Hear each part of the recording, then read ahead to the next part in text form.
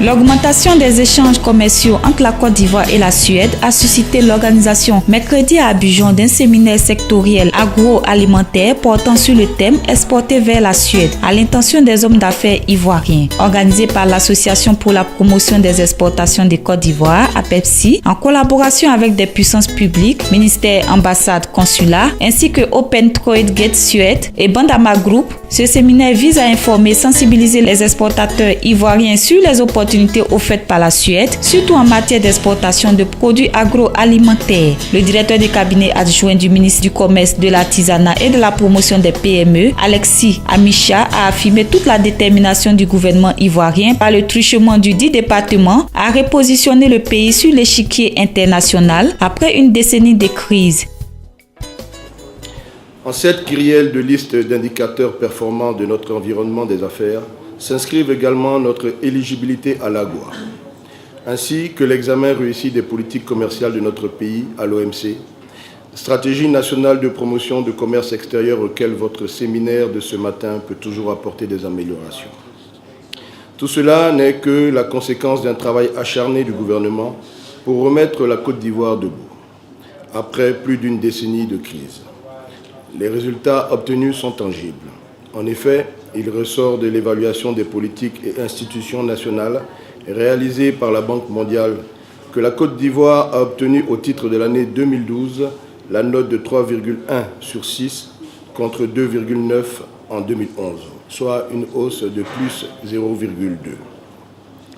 L'objectif recherché par le gouvernement est d'accroître les investissements globaux de 13,7% du PIB en 2012 à 18,1% en 2013 et à 23,5% du PIB en 2015, en portant la part du secteur privé à 65 voire 70%. Les mesures précitées ont permis à ce jour, et vous en conviendrez avec moi, de redonner confiance aux Ivoiriens et Ivoiriennes et également aux opérateurs économiques nationaux et internationaux de tous les secteurs d'activité. La Côte d'Ivoire est donc redevenue une terre d'accueil et propice aux affaires et aux investissements. Mesdames et messieurs, c'est dans ce contexte de mobilisation et de remobilisation générale de toutes les forces vives, tant nationales qu'internationales, au profit de la croissance économique de notre pays, que nous accueillons avec plaisir la mission sectorielle agroalimentaire de la Suède. De son côté, l'ambassadeur de Suède en Côte d'Ivoire, Pelle Carlsson, a exprimé son espoir que ce séminaire aboutira à une augmentation des contacts et des affaires en Côte d'Ivoire et la Suède, dont il a par la suite présenté les différentes dimensions. Au niveau de peuple, la Suède est vraiment un pays de pauvres et présent. C'est comme ça que le pays a vécu pendant les siècles. Et au 19e siècle, le 20e siècle au début, le pays, la langue parlée, c'est le suédois. Mais presque tout le monde parle aussi. Je pense que vous avez entendu parler de Vikings. Des Vikings qui existaient il y a 1000 ans environ. Et les Vikings du 19e siècle, c'était un des pays les plus pauvres de l'Europe entière. Mais à ce temps-là, une industrialisation dramatique a commencé et est insuffisante, a été insuffisante depuis longtemps pour les compagnies suédoises. Donc, ils sont dans le domaine de la littérature, médecin, physiologie, chimie et économie. La Suède et la Norvège étaient au temps de mort de Akranomel, toujours dans une union politique de cérémonie. Mais il est le chef de l'État. Et son nom, c'est Carl Gustaf le XVI. Mais, heureusement, la Suède est une démocratie. Il y a un ministre qui s'appelle Fredrik Reinfeldt. La Suède est aussi un membre de l'Union européenne, mais qui a lui, été flexible et ouvert au changement pour arriver où nous sommes aujourd'hui. Et j'ose dire aussi que cette ouverture et cette envie de changement, c'est quelque chose qui crée pour vous aussi des opportunités pour faire des affaires avec la Suède. Je vous remercie, messieurs et dames. Auparavant, le directeur général adjoint de l'APEPSI, Amangwa Gira, a situé l'enjeu et l'intérêt de cette initiative dans le contexte post-crise de ce pays qui veut diversifier ses marchés. Il a insisté sur le rôle navigateur de l'association dans la promotion de l'exportation, soulignant que 52% des échanges de la Côte d'Ivoire se font vers l'Europe. Alors, par rapport à la promotion et au développement des exportations, je l'ai rappelé, nous sommes navigateurs dans le cadre global de la stratégie nationale export avec le ministère du Commerce et le ministère de l'intégration africaine. Nous nous attelons à prospecter de nouveaux marchés, notamment en dehors de l'UEMOA et de la CEDEAO. Il y a des marchés au niveau de la CEMAC, au niveau de l'Afrique australe, sur lesquels je pense que la stratégie nationale à l'export va se pencher. Et nous conseillons le gouvernement en matière de politique d'exportation, commerce international et d'accès au marché. Alors, concernant la promotion et le développement du secteur privé, il faut dire que depuis 2009, disons avant même 2009, depuis la création de l'APEXI, nous avons développé un partenariat très fort avec des institutions de Bretton Woods, notamment la Banque mondiale. Et nous sommes à notre troisième projet avec la Banque mondiale. Et ce projet est particulièrement élargi à l'ensemble des composants du secteur privé, exportateurs, producteurs, manufacturiers. Et donc, nous sommes à la fin de ce projet, donc en 2014. Ce projet a été évalué comme un projet satisfaisant par la Banque mondiale il y a 2 mois.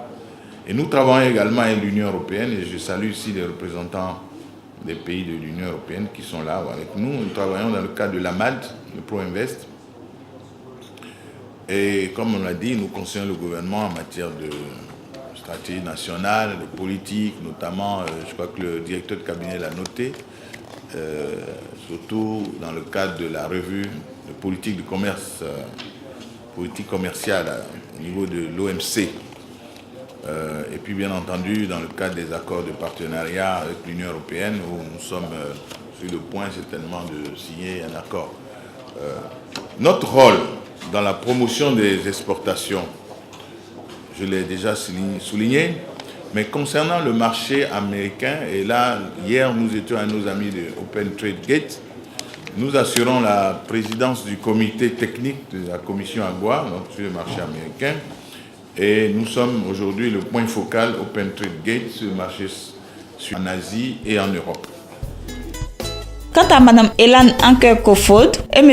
Adams, ils ont présenté respectivement les activités de Open Trade Gate Suède et Bandama Group dans la facilitation des échanges entre les pays scandinaves et l'Afrique de l'Ouest, notamment la Côte d'Ivoire. Ils ont surtout insisté sur la nécessité pour les exportateurs ivoiriens de s'intéresser à ce marché qui leur offre de réelles possibilités d'expansion. Nous travaillons comme facilitateurs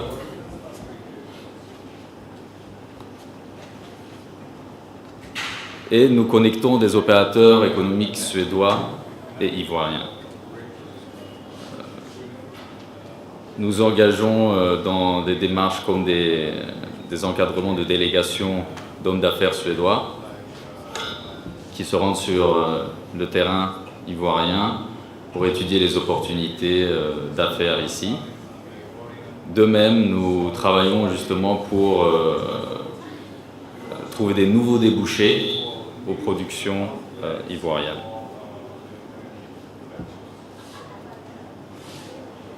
Donc, dans notre rôle de facilitateur, nous sommes ici pour travailler avec l'APEXI et vous-même, producteurs et exportateurs, afin de faire le suivi de ce séminaire qui est axé sur le renforcement de vos capacités à exporter vers la Suède.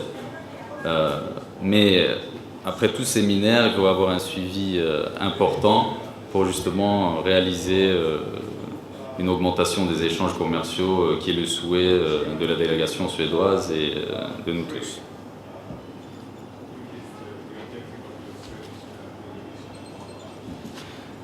Non. Oui, donc là, il y a un aperçu des partenaires avec qui on travaille. Notre